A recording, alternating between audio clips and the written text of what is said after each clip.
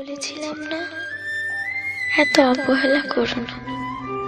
কখন হারিয়ে ফেলবে আমায় নিজেও জানতে পারবে না। অনেক অপেক্ষা করেছে তোমার, কিন্তু তোমার অবহেলা কমেনি। ভালো থেকো, ভয় নেই। সম্পর্কের দোহাই দেব না, কোনো জোরও করবো না। ইচ্ছে হলে SMS দিও, না হলে না দিও। তবে আগের মতো হয়তো আমাকে আর পাবে না। সবকিছু বাদ দিয়ে তোমায় নিয়েই ভাবো। কিন্তু অবহেলার মাত্রা এত পরিমাণ হয়ে গেছে যে আমার অসীম ভালোবাসা হারিয়ে ফেললাম।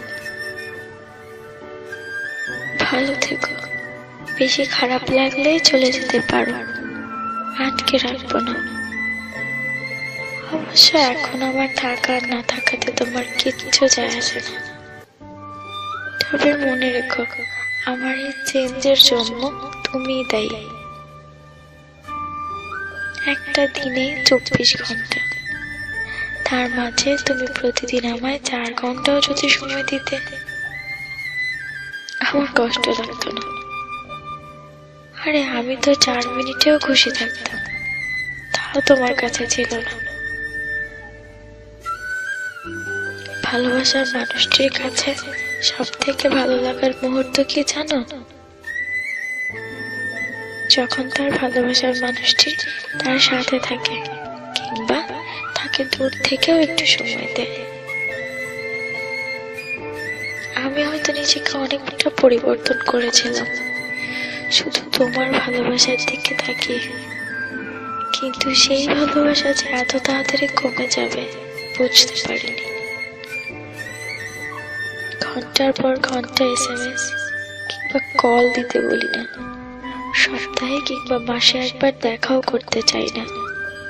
শুধু চাই যখন তোমায় মনে পড়বে বুঝতে পারবো তুমি আছো। একটা কথা কি জানো, অবহেলার মাত্রাটা যখন বেড়ে যায় তখন ভালোবাসার ইচ্ছাটাও দিন দিন হারিয়ে যায়। আমিও নিজেকে গুটিয়ে নিয়েছি, চিন্তা করে ফেলেছি তুমি দূরে থাকতে চাও। তবে আমি কেন জোর করব? তুমি আসার আগেও আমি একা ছিলাম, এখনো একা থাকতে পারবো। হয়তো মাঝে স্মৃতিগুলি একটু কষ্ট দিবে, এর বেশি কিছুই না। হয়তো অপেক্ষায় থাকবো, তুমিও একদিন বুঝতে পারবে ভালোবাসার মূল্য।